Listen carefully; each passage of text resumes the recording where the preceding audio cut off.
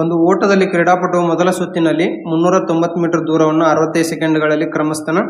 ಅದೇ ಉದ್ದದ ಎರಡನೇ ಸುತ್ತನ್ನ 195 ಸೆಕೆಂಡ್ಗಳಲ್ಲಿ ಕ್ರಮಿಸ್ತಾನ. ಕ್ರೀಡಾಪಟುವಿನ ಸರಾಸರಿ ವೇಗ ಎಷ್ಟು ಅಂತ ಕೇಳಿರಲಿ. ಫಾರ್ಮುಲಾ ಏನಾಗುತ್ತೆ? ಸರಾಸರಿ ವೇಗ ಈಜುಕೊಟ್ಟು ಒಟ್ಟು ದೂರ ಡಿವೈಡೆಡ್ ಬೈ ಒಟ್ಟು ಸಮಯ ಆಗುತ್ತೆ. ಒಟ್ಟು ದೂರ ಎಷ್ಟಾಗುತ್ತೆ? 390 ಮೀಟರ್ ಮೊದಲನೇ ಸುತ್ತಿಗೆ, ಎರಡನೇ ಸುತ್ತಿಗೆ ಅದೇ ದೂರ ಅಂದಾಗ ಎಷ್ಟಾಗುತ್ತೆ? 390 ಆಗುತ್ತೆ. ಡಿವೈಡೆಡ್ ಬೈ ಮೊದಲನೇ ಸುತ್ತಿಗೆ ಎಷ್ಟು ಟೈಮ್ ತೊಗೊಂಡನ? 65 ಸೆಕೆಂಡ್ ತೊಗೊಂಡನ. ಎರಡನೇ ಸುತ್ತಿಗೆ 195 ಸೆಕೆಂಡ್ ತೊಗೊಂಡನ. ಟೋಟಲ್ ಡಿಸ್ಟೆನ್ಸ್ ಹತ್ತತ್ತೆ 780 ಡಿವೈಡೆಡ್ ಬೈ 260. 0 ಕ್ಯಾನ್ಸಲ್ ಮಾಡೋಣ. 78 ಡಿವೈಡೆಡ್ ಬೈ 26 ಮಾಡಿದ್ರೆ ಎಷ್ಟಾಗುತ್ತೆ? 3 ಮೀಟರ್ ಪರ್ ಸೆಕೆಂಡ್ ಬರ್ತೈತಿ. ಅಂದ್ರೆ ಆಪ್ಷನ್ ಬಿ ಕರೆಕ್ಟ್ ಆನ್ಸರ್ ಆಗುತ್ತೆ. ನಮ್ಮ ಚಾನಲ್ ಸಬ್ಸ್ಕ್ರೈಬ್ ಇಲ್ಲ ಸಬ್ಸ್ಕ್ರೈಬ್ ಮಾಡ್ರಿ, ಮತ್ತೆ ಹಂಗ ಲೈಕ್ ಮಾಡ್ರಿ, ಶೇರ್ ಮಾಡ್ರಿ. ತಳಭಾಗದಲ್ಲಿ ನೀರು ಸೋರಿಕೆ ಆಗುವ ರಂಧ್ರವಿರುವ ಒಂದು ತೊಟ್ಟಿ ಐತಿ. ಒಂದು ನಳಿಕೆಯುವ ತೊಟ್ಟಿಯನ್ನ 3 ಗಂಟೆಗಳಲ್ಲಿ ತುಂಬಿಸಬಲ್ಲದು. ನೋಡ್ರಿ, ಎ ಅನ್ನೋದು ಏನ್ ಮಾಡ್ತೈತಿ? 3 ಗಂಟೆ ಒಳಗೆ ತುಂಬುತ್ತ. ಮತ್ತ ತಳಭಾಗದಲ್ಲಿರುವ ರಂಧ್ರವು ಸಂಪೂರ್ಣವಾಗಿ ತುಂಬಿದ ತೊಟ್ಟಿಯನ್ನ 5 ಗಂಟೆಗಳಲ್ಲಿ ಖಾಲಿ ಮಾಡುತ್ತ. ನೋಡ್ರಿ, ಹೋಲ್ ಇರೋದು ಅದು ಎಷ್ಟು ಗಂಟೆ ಒಳಗೆ ಖಾಲಿ ಮಾಡ್ತೈತಿ? ಟ್ಯಾಂಕ್ನ 5 ಗಂಟೆ ಒಳಗೆ ಖಾಲಿ ಮಾಡ್ತೈತಿ. ನಳಿಕೆ ಮತ್ತು ರಂಧ್ರ ಎರಡು ತೆರೆದಿದ್ದರೆ ಖಾಲಿ ತೊಟ್ಟಿಯನ್ನು ಸಂಪೂರ್ಣವಾಗಿ ತುಂಬಲು ಬೇಕಾಗುವ ಸಮಯ ಎಷ್ಟು ಅಂತ ಕೇಳಿರ್ಲಿ. LCM ಎಷ್ಟಾಗುತ್ತೆ? 15 ಆಗುತ್ತೆ. 3 5 5 3 15 ಆಯ್ತು. ಎರಡು ಒಟ್ಟಿಗೆ ಸ್ಟಾರ್ಟ್ ಮಾಡಿದ್ರೆ ಏನಾಗುತ್ತೆ? ಇವೆರಡರದ್ದು ಇದು ತುಂಬುದು, ಇದು ಹೊರಗೆ ಬಿಡುದು. ಅಂದ್ರೆ ಎಷ್ಟು ವ್ಯತ್ಯಾಸ ಬರ್ತೈತಿ? ಇಲ್ಲಿ 2 ಬರ್ತೈತಿ. ಅಂದ್ರೆ ಟೈಮ್ ಎಷ್ಟು ಉಣುತ್ತೆ? ಇದು ಟೋಟಲ್ ವರ್ಕ್ ಡಿವೈಡ್ ಬೈ ಅವರಿಬ್ಬರು ನಡುವೆ ಎಫಿಷಿಯನ್ಸಿ ನಡುವಿನ ವ್ಯತ್ಯಾಸ ಡಿವೈಡ್ ಬೈ 2 ಆಯ್ತು. ಅಂದ್ರೆ 7.5 ಸೆಕೆಂಡ್ ಅನ್ನ ಟೈಮ್ ತಗೊಳುತ್ತೆ. ಅಂದ್ರೆ ಆಪ್ಷನ್ ಎ ಕರೆಕ್ಟ್ ಆನ್ಸರ್ ಆಗುತ್ತೆ. 7.5 ಅವರ್. ಸಾರಾಳ ವಯಸ್ಸು ಅವಳ ಸಹೋದರಿ ಎಮ್ಮಾಳ ವಯಸ್ಸಿನ 2 ಪಟ್ಟಕ್ಕಿಂತ 5 ವರ್ಷ ಹೆಚ್ಚು ಅಂತ ಕೇಳಿರ್ಲಿ. ನೋಡ್ರಿ, ಏನಂತಂದ್ ಕೊಟ್ರ ಇಲ್ಲಿ ಸಾರಾ ಎಮ್ಮಾಳ್ಕಿನ 2 ಪಟ್ಟಕ್ಕಿಂತ 5 ವರ್ಷ ಜಾಸ್ತಿ ಅಂತಂದ್ ಕೊಟ್ರ. ಅಂದ್ರ ಎಮ್ಮ ಇಲ್ಲಿ ವಯಸ್ಸು ಎಕ್ಸ್ ಆದ್ರ ಸಾರಾಂದ್ ಎಷ್ಟಾಗುತ್ತೆ? 2 ಪಟ್ಟು ಅಂದ್ರೆ 2x ಆಯ್ತು. ಮತ್ತ 5 ವರ್ಷ ಜಾಸ್ತಿ ಆಗೈತಿ ಅಂದ್ರೆ ಪ್ಲಸ್ 5 ವರ್ಷ ಆಯ್ತು. ಅವರಿಬ್ಬರ ವಯಸ್ಸಿನ ಮೊತ್ತ 29 ವರ್ಷಗಳಾಗಿದ್ರ ಸಾರಾಳ ವಯಸ್ಸು ಎಷ್ಟು ಅಂತ ಕೇಳ್ಯಾರ. ಇವರಿಬ್ಬರು ನಡುವಿನ ವಯಸ್ಸಿನ ಮೊತ್ತ ಕೊಟ್ರ ಎಷ್ಟು? ಇದೆಷ್ಟಾಗುತ್ತೆ? 3x ಪ್ಲಸ್ 5 ಇಜು ಕೊಟ್ಟು ಎಷ್ಟು ಮೊತ್ತ ಕೊಟ್ರ? 29 ಕೊಟ್ರ. 3x ಇಜು ಕೊಟ್ಟು ಏನಂತ? 24 ಆಯ್ತು. x ಇಜು ಕೊಟ್ಟು ಎಷ್ಟು ಅಂತ? 8 ಬಂತು. ನಮ್ಗೆ ಯಾರು ವಯಸ್ಸು ಕೇಳ? ಸಾರಾ ಕೇಳ. ಸಾರಾಂದ್ ಏನೈತಿ? 2x ಐತಿ. 8 2 16 ಪ್ಲಸ್ 5 ವರ್ಷ ಕೂಡಿಸ್ಬೇಕು. ಅಂದ್ರೆ ಎಷ್ಟಾಗುತ್ತೆ? 21 ವರ್ಷ ಆಗುತ್ತೆ. ಆಪ್ಷನ್ ಸಿ ಕರೆಕ್ಟ್ ಆನ್ಸರ್ ಆಗುತ್ತೆ. ಪಿ ಮತ್ತು ಕ್ಯೂ ಒಟ್ಟಿಗೆ ಒಂದು ತೊಟ್ಟಿಯನ್ನು ನೀರಿನಿಂದ 12 ಗಂಟೆಗಳಲ್ಲಿ ತುಂಬಿಸುತ್ತೆ. ಪಿ ಒಬ್ಬನೇ ಆ ತೊಟ್ಟಿಯನ್ನು ನೀರಿನಿಂದ 21 ಗಂಟೆಗಳಲ್ಲಿ ತುಂಬಿಸಬಲ್ಲನು. ಹಾಗಾದ್ರೆ ಕ್ಯೂ ಒಬ್ಬನೇ ಅದೇ ತೊಟ್ಟಿಯನ್ನು 4ನೇ ಒಂದು ಭಾಗ ತುಂಬಿಸಾಕ ಎಷ್ಟು ಟೈಮ್ ತಗೊಂತಾನಂತ ಕೇಳಿರ್ಲಿ. ಪಿ ಮತ್ತು ಕ್ಯೂ ಸೇರಿ ಎಷ್ಟು ಟೈಮ್ ತಗೊಳತಿಲ್ಲ? 12 ಗಂಟೆ. ಪಿ ಒಬ್ಬನ ಮಾಡಿದ್ರೆ ಎಷ್ಟು ಟೈಮ್ ತಗೊಂತಾನೆ? ಇಲ್ಲಿ 21 ಗಂಟೆ. LCM ಎಷ್ಟಾಗುತ್ತೆ? Total work 84. 12 7 21 4 ಆಯ್ತು. ನೋಡ್ರಿ, ಪಿ ಮತ್ತು ಕ್ಯೂ ಸೇರಿ ಎಫಿಷಿಯನ್ಸಿ ಎಷ್ಟಾಗೈತಿ? 7 ಆಗೈತಿ. ಪಿ ಒಬ್ಬಂದ ಎಷ್ಟಾಯ್ತು? 4 ಆಯ್ತು. ಹಂಗಾರೆ ಇನ್ನು ಉಳಿದಿದ್ದು ಎಷ್ಟು? 3 ಯಾರದಾಗುತ್ತದೆ? ಕ್ಯೂ ಎಫಿಷಿಯನ್ಸಿ 3 ಆಯ್ತು. ಹಂಗಾದ್ರೆ ಕ್ಯೂ ತೆಗೆದುಕೊಳ್ಳೋ ಟೈಮ್ ಏನಂತ ಕೇಳ್ಯಾರ? 84 ಡಿವೈಡೆಡ್ ಬೈ 3. ಅದೇ ಎಷ್ಟು ಕೇಳ್ಯಾರ? 4ನೇ ಒಂದು ಭಾಗ ಅಂತ ಕೇಳ್ಯಾರ. ಅಂದ್ರೆ 1 ಡಿವೈಡೆಡ್ ಬೈ 4 ಆಯ್ತು. 4 3 12 12 7 84. ಅಂದ್ರೆ ಎಷ್ಟು ಗಂಟೆ ತಗೊಂತಾರ? 7 ಗಂಟೆ ತಗೊಂತಾರ. ಆಪ್ಷನ್ ಸಿ ಕರೆಕ್ಟ್ ಆನ್ಸರ್ ಆಗುತ್ತೆ. ಒಂದು ತ್ರಿಭುಜದ ಬಾಹುಗಳು 3:4:5 ಅನುಪಾತದಲ್ಲಿದವು. ಒಂದು ಚೌಕದ ಪರಿಧಿಯು ತ್ರಿಭುಜದ ಪರಿಧಿಗೆ ಸಮ ಐತಿ. ನೋಡ್ರಿ, ಚೌಕದ ಪೆರಿಮೀಟರ್ ಟ್ರಯಾಂಗಲ್ ಪೆರಿಮೀಟರ್ಗೆ ಏನೈತಿ? ಈಕ್ವಲ್ ಐತಿ. ಅವುಗಳ ವಿಸ್ತೀರ್ಣಗಳ ನಡುವಿನ ವ್ಯತ್ಯಾಸ 48 ಸೆಂಟಿಮೀಟರ್ ಆಗಿದ್ರ ತ್ರಿಭುಜದ ಪರಿಧಿಯನ್ನ ಕಂಡಿಡ್ರಿ ಅಂತ ಕೇಳಿರ್ಲಿ. ನೋಡ್ರಿ, ತ್ರಿಭುಜದ ಪರಿಧಿ ಏನಾಗುತ್ತೆ? ಇಲ್ಲಿ ಈ 3 ರೇಷನ ಕೂಡಿಸ್ಬೇಕಾಗತ್ತೆ. ಅಂದ್ರೆ 3x plus 4x plus 5x ಆಗುತ್ತೆ. ಅಂದ್ರೆ ಎಷ್ಟಾಗುತ್ತೆ? ಪರಿಧಿ ಇರೋದು 12x ಆಗುತ್ತೆ.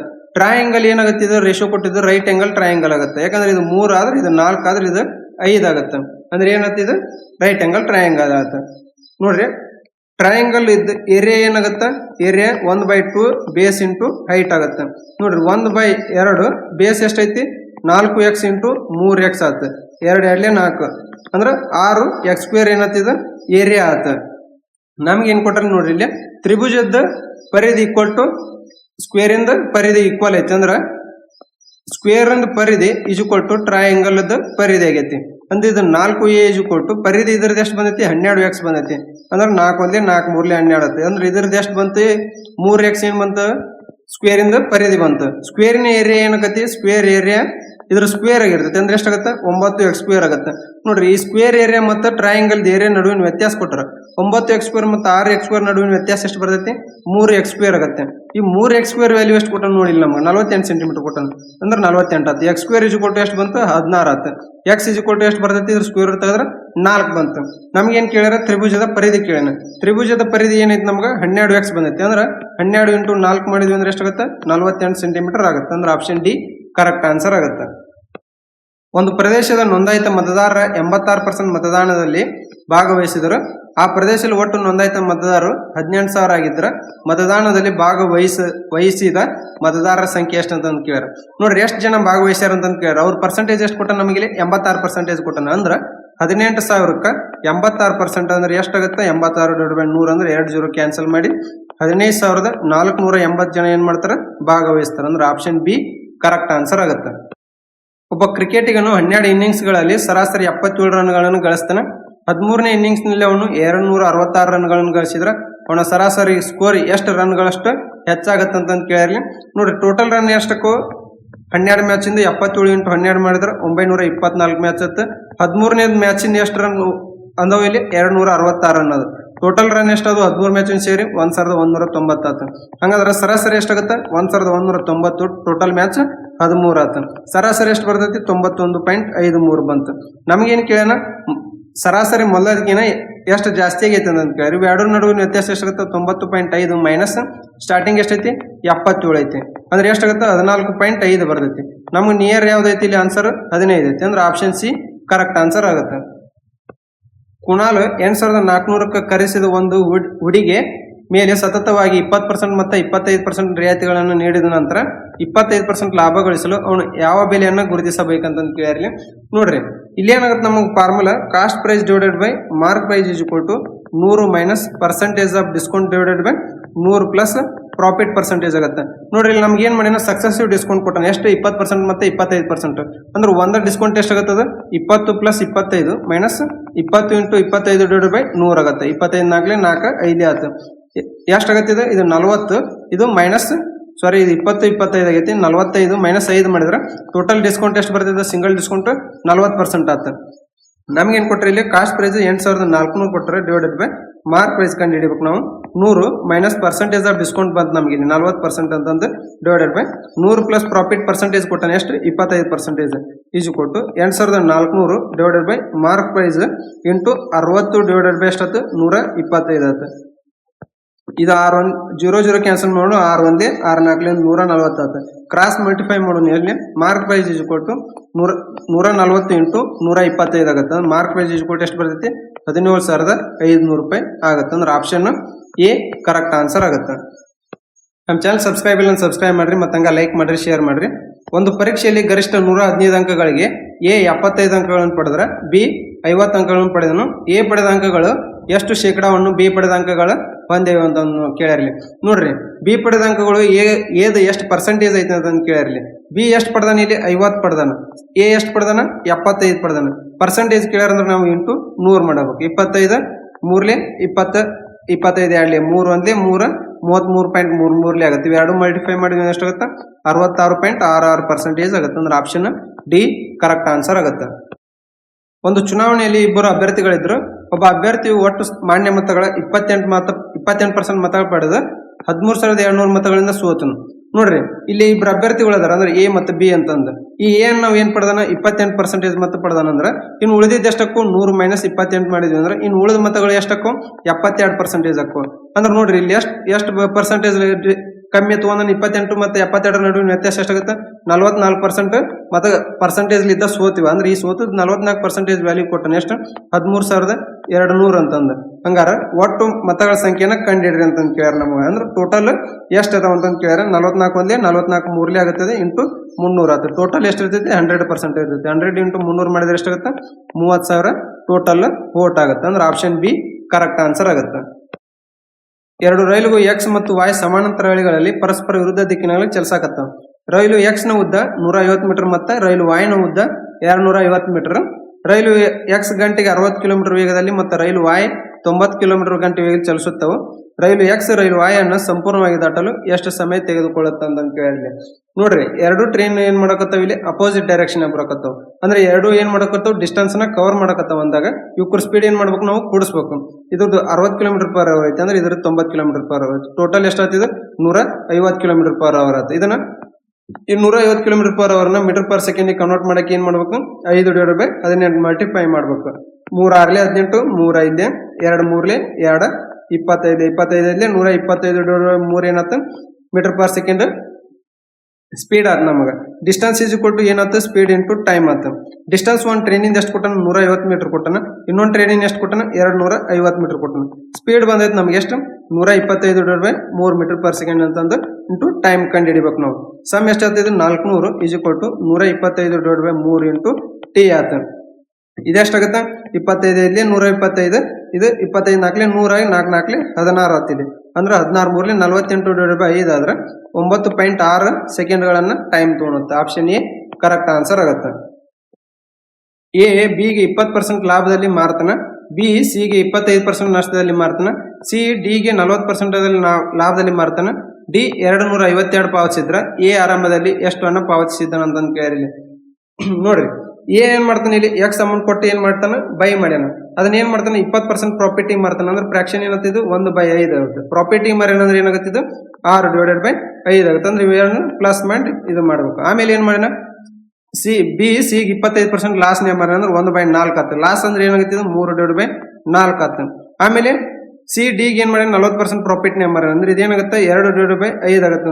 ಕೂಡಿಸಿ ಏನ್ ಮಾಡ್ಬೇಕು 7/5 ಆಗುತ್ತೆ. ಈಜು ಕೊಟ್ಟು ಡಿ ಎಷ್ಟು ರೂಪಾಯಿ ಕೊಟ್ಟನ ಅದಕ್ಕೆ 252 ರೂಪಾಯಿ ಕೊಟ್ಟನ. ಇದೆಷ್ಟಾಗತ್ತ ನಮಗ ಇದೆಷ್ಟು 7 3 21 21 21 21 2 42 6 1 6 2 5 4 20 25 ಎಷ್ಟಾಗುತ್ತೆ 100 100 200 ಅಂದ್ರೆ ಎಕ್ಸ್ ಅಮೌಂಟ್ ಎಷ್ಟಾಗುತ್ತೆ 200. ಎ ಏನ್ ಕೊಟ್ಟನ 200 ರೂಪಾಯಿ ಕೊಟ್ಟನ. ಆಪ್ಷನ್ ಡಿ ಕರೆಕ್ಟ್ ಆನ್ಸರ್ ಆಗುತ್ತೆ. ಎರಡು ಸಂಖ್ಯೆಗಳ ಮೊತ್ತವು 86. ನೋಡ್ರಿ, ಎರಡು ಸಂಖ್ಯೆಗಳ ಮೊತ್ತ ಕೊಟ್ಟನ ಎಷ್ಟು ಎಕ್ಸ್ ಪ್ಲಸ್ ವೈ ಇಸ್ ಕೊಟ್ಟು 86 ಮತ್ತು ಅವುಗಳ ವ್ಯತ್ಯಾಸ 12. ಆ ಎರಡು ಸಂಖ್ಯೆಗಳ ಗುಣಲಬ್ಧವನ್ನ ಕಂಡಿಡ್ರಿ ಅಂತ ಕೇಳಿ. ಮತ್ತೆ ಇವೆರಡು ಸಂಖ್ಯೆಗಳ ವ್ಯತ್ಯಾಸ ಕೊಟ್ಟನ ಎಕ್ಸ್ ಮೈನಸ್ ವೈ ಇಸ್ ಕೊಟ್ಟು ಎಷ್ಟು 12 ಅಂತಂದು. ನೋಡ್ರಿ, ಪ್ಲಸ್ ವೈ ಮೈನಸ್ ವೈ ಏನಾಯ್ತು ಇಲ್ಲಿ ಕ್ಯಾನ್ಸಲ್ ಆಯ್ತು. 2x ಇಸ್ ಕೊಟ್ಟು ಎಷ್ಟು ಬಂತಿದ್ದು 98 ಆಯ್ತು. ಎಕ್ಸ್ ಇಸ್ ಕೊಟ್ಟು ಎಷ್ಟು ಬರುತ್ತೆ 49 ಆಯ್ತು. ಈ ಎಕ್ಸ್ ವ್ಯಾಲ್ಯೂನ ಒಂದು ಇಕ್ವೇಶನ್ ದಾಗ ಹಾಕೊಂಡ್ವಿ ಅಂದ್ರೆ ವೈ ವ್ಯಾಲ್ಯೂ ಎಷ್ಟು ಬರುತ್ತೆ 86 49 ಹೋದ್ರೆ ವೈ ವ್ಯಾಲ್ಯೂ 37 ಆಯ್ತು. ಇವೆರಡರದ್ದು ಪ್ರಾಡಕ್ಟ್ ಕೇಳಿ ನಮ್ಗೆ ಎಕ್ಸ್ ಇಂಟು ವೈ ಇಸ್ ಕೊಟ್ಟು 49 ಇಂಟು 37 ಎಷ್ಟಾಗುತ್ತೆ ಅಂತಂದು ಎಷ್ಟಾಗುತ್ತೆ ಇದು 1813 ಆಗುತ್ತೆ. ಅಂದ್ರೆ ಆಪ್ಷನ್ ಸಿ ಕರೆಕ್ಟ್ ಆನ್ಸರ್ ಆಗುತ್ತೆ. ಒಟ್ಟು 28,800 ಲಾಭವನ್ನು ಪಿ ಕ್ಯೂ ಮತ್ತು ಆರ್ ನಡುವೆ ಪಿ ರೇಷಿಯೋ ಕ್ಯೂ 17/5 ಮತ್ತು ಕ್ಯೂ ರೇಷಿಯೋ ಆರ್ 6/12 ಆಗಿರುವಂತೆ ಹಂಚಬೇಕಾಗೈತಿ. ಲಾಭದಲ್ಲಿ ಕ್ಯೂನ ಪಾಲು ಎಷ್ಟು ಅಂತಂದು ಕೇಳಿರಲಿ. ನೋಡ್ರಿ, P ratio Q ratio R ಇವ್ರೇನ್ ಮಾಡ್ಯಾರ ಲಾಭನ ಏನ್ ಮಾಡಿರಲಿ ಪಿ ರೇಷಿಯೋ ಕ್ಯೂ ಐತಿ. ಅಂದ್ರೆ ಪಿ ರೇಷಿಯೋ ಕ್ಯೂ ಎಷ್ಟು ಕೊಟ್ಟನ 17/5 ಕೊಟ್ಟನ. ಆಮೇಲೆ ನೋಡ್ರಿ ಕ್ಯೂ ರೇಷಿಯೋ ಆರ್ ಕೊಟ್ಟನ ಎಷ್ಟು 6/12 ಅಂದ್ರೆ ಕೆಳಗೆ ಬರೋಣ 6/12 ಆಗುತ್ತೆ. ನೋಡ್ರಿ, ಇಲ್ಲಿ ಬಾಜು ಇದ್ದ ನಂಬರ್ಗಳನ್ನ ಇಲ್ಲಿ ಫಿಲ್ ಮಾಡ್ಕೊಂಡು ಇಲ್ಲಿ 6 ಆಯ್ತು 6 1 6 1 6 2 ಆಯ್ತು 17/5/10 ಆಯ್ತು. ಟೋಟಲ್ ಸಮ್ ಎಷ್ಟಾಗುತ್ತೆ ಇದ್ರದ್ದು ಟೋಟಲ್ ಸಮ್ 32 ಆಯ್ತು. ನಮ್ದು ಯಾರು ಕೇಳ್ಯಾರ ಕ್ಯೂನ್ ಪಾಲ್ ಕೇಳ್ಯಾರ. ಕ್ಯೂ ಪಾಲ್ ರೇಷಿಯೋ ಎಷ್ಟೈತೆ 5 / ಟೋಟಲ್ 32 ಇಂಟು ಟೋಟಲ್ ಲಾಭ 28,800 ಐತಿ. 32 1 32 9 ಆಗುತ್ತೆ. ಇದು 5 9 ಎಷ್ಟಾಯ್ತು 4,500 ಏನತ್ತು ಕ್ಯೂನ ಪಾಲ್ ಆಗುತ್ತೆ. ಅಂದ್ರೆ ಆಪ್ಷನ್ ಸಿ ಕರೆಕ್ಟ್ ಆನ್ಸರ್ ಆಗುತ್ತೆ. ನಮ್ಮ ಚಾನಲ್ ಸಬ್ಸ್ಕ್ರೈಬ್ ಇಲ್ಲ ಸಬ್ಸ್ಕ್ರೈಬ್ ಮಾಡ್ರಿ, ಮತ್ತು ಹಂಗ ಲೈಕ್ ಮಾಡ್ರಿ, ಶೇರ್ ಮಾಡ್ರಿ. ಒಂದು ವಸ್ತುವಿನ ಗುರುತಿತ ಬೆಲೆಯ ಮೇಲೆ 75% ರಿಯಾಯಿತಿ ನೀಡಿದ ನಂತರ ಅದನ್ನ 69,356 ಮಾರಾಟ ಮಾಡಲಾಗೈತಿ. ಅದರ ಗುರುತಿಸಿದ ಬೆಲೆಯನ್ನ ಕಂಡಿಡಿ ಅಂತ ಕೇಳ್ರಿ. ನಮ್ಗೆ ಇಲ್ಲಿ ಏನ್ ಮಾಡಿನ ಸೆಲ್ಲಿಂಗ್ ಪ್ರೈಸ್ ವ್ಯಾಲ್ಯೂ ಕೊಟ್ಟನ ಎಷ್ಟು 69,356 ಕೊಟ್ಟನ. ಮತ್ತು ಪರ್ಸೆಂಟೇಜ್ ಆಫ್ ಡಿಸ್ಕೌಂಟ್ ಕೊಟ್ಟನ ಎಷ್ಟು 75% ಅಂತಂದು. ನಮಗೇನ್ ಕೇಳಿನ ಮಾರ್ಕ್ ಪ್ರೈಸ್ ಎಷ್ಟಾಗತ್ತೆ ಅಂತ ಕೇಳ್ರಿ. ನೋಡಿ, ಇಲ್ಲಿ ಏನಾಗುತ್ತೆ ಸೆಲ್ಲಿಂಗ್ ಪ್ರೈಸ್ ಇಸ್ ಕೊಟ್ಟು mark price into percentage of discount ಆಗುತ್ತೆ ಫಾರ್ಮುಲಾ. ಸೆಲ್ಲಿಂಗ್ ಪ್ರೈಸ್ ವ್ಯಾಲ್ಯೂ ಕೊಟ್ಟನ ನಮ್ಗೆ ಎಷ್ಟು 69,000. ಒಂದು ವಸ್ತುವಿನ ಗುರುತಿಸಿದ ಬೆಲೆಯ ಮೇಲೆ 75% ರಿಯಾಯಿತಿ ನೀಡಿದ ನಂತರ ಅದನ್ನ 69,356 ಮಾರಾಟ ಮಾಡಲಾಗೈತಿ. ಅದರ ಗುರುತಿಸಿದ ಬೆಲೆಯನ್ನ ಕಂಡುಹಿಡಿರಿ ಅಂತ ಕೇಳಿರ್ಲಿ. ನೋಡಿ, ಏನಾಗುತ್ತೆ ಇಲ್ಲಿ ಫಾರ್ಮುಲಾ ಸೆಲ್ಲಿಂಗ್ ಪ್ರೈಸ್ ಇಸ್ ಕೊಟ್ಟು mark price into percentage of discount ಆಗುತ್ತೆ. ನಮ್ಗೇನು ಕೊಟ್ಟರೆ ಸೆಲ್ಲಿಂಗ್ ಪ್ರೈಸ್ ವ್ಯಾಲ್ಯೂ ಕೊಟ್ಟರೆ ಎಷ್ಟು 69,356. ಮಾರ್ಕ್ ಪ್ರೈಸ್ ಕಂಡು ಹಿಡಿಬೇಕು ನಾವು. ಪರ್ಸೆಂಟೇಜ್ ಆಫ್ ಡಿಸ್ಕೌಂಟ್ ಕೊಟ್ಟನ ಎಷ್ಟು ಡಿಸ್ಕೌಂಟ್ ಕೊಟ್ಟನ 75% ಡಿಸ್ಕೌಂಟ್ ಕೊಟ್ಟನ. ಅಂದ್ರೆ ಉಳಿದಿದ್ದು ಎಷ್ಟು 25%. 25/100 ಆಯ್ತು. 25 1 25 4 100 ಆಯ್ತು. ಮಾರ್ಕ್ ಪ್ರೈಸ್ ಇಸ್ ಕೊಟ್ಟು ಎಷ್ಟಾಗುತ್ತೆ 69,356 ಇಂಟು 4 ಮಾಡಿದ್ರೆ 2,77,456 ರೂಪಾಯಿ ಮಾರ್ಕ್ ವೈಸ್ ಆಗುತ್ತೆ. ಆಪ್ಷನ್ ಡಿ ಕರೆಕ್ಟ್ ಆನ್ಸರ್ ಆಗುತ್ತೆ. ಸುಮನ್, ತಾರಿಕ್ ಮತ್ತು ನೇಹಾ ಕ್ರಮವಾಗಿ 8:25:15 ಅನುಪಾತದಲ್ಲಿ ಹಣವನ್ನು ಹೂಡಿಕೆ ಮಾಡ್ತಾರೆ. ವರ್ಷದ ಕೊನೆಯಲ್ಲಿ ಅವರು ಒಟ್ಟು 44,544 ಲಾಭ ಗಳಿಸಿದ್ರ. ಸುಮನ್ ಮತ್ತು ನೇಹಾ ಅವರು ಲಾಭದ ಪಾಲುಗಳ ನಡುವಿನ ಧನಾತ್ಮಕ ವ್ಯತ್ಯಾಸ ಎಷ್ಟು ಅಂತ ಕೇಳಿರ್ಲಿ. ನೋಡ್ರಿ, ಸುಮನ್, ತಾರಿಕ್ ಮತ್ತು ನೇಹಾ ಇನ್ವೆಸ್ಟ್ಮೆಂಟ್ ರೇಷಿಯೋ ಎಷ್ಟೈತಿ? ಇದು 8:25:15 ಐತಿ. ಇಲ್ಲೇನಾಗುತ್ತೆ, ನಮ್ಗೆ investment into time is equal to profit ಆಗುತ್ತೆ. ಟೈಮ್ ಏನಾಗೈತಿ, ಈಕ್ವಲ್ ಆಗೈತಿ. ಅಂದ್ರೆ 1 ವರ್ಷ ಈಸ್ ಈಕ್ವಲ್ ಏನಾಯ್ತು, 1 ಆತು. ಅಂದ್ರೆ investment is equal to profit ratio ಏನಾಯ್ತು, ಈಕ್ವಲ್ ಆಯ್ತು. ಹಂಗಾದ್ರೆ ಇಲ್ಲೇನು ಇನ್ವೆಸ್ಟ್ಮೆಂಟ್ ರೇಷಿಯೋ ಐತಿ, ಇದು ಪ್ರಾಫಿಟ್ ರೇಷಿಯೋ ಆಗುತ್ತೆ. ನಮಗೇನ್ ಕೊಟ್ರೆ ಇಲ್ಲಿ ಒಟ್ಟು ಲಾಭ ಕೊಟ್ರೆ 44,544 ಅಂತಂದು. ಟೋಟಲ್ ಸಮ್ ಇದು ಎಷ್ಟಾಗತ್ತೆ, ನಮ್ಗೆ ಇಲ್ಲಿ 48 ಆಗತ್ತೆ. ನಮ್ಗೆ ಯಾರ್ದು ಧನಾತ್ಮಕ ವ್ಯಾಲ್ಯೂ ಕೇಳ್ಯಾರ, ಯಾರ್ಯಾರ್ದು?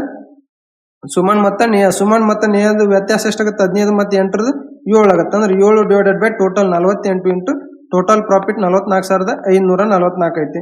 48 ಒಂದೇ 48, 928 ಆಗುತ್ತೆ.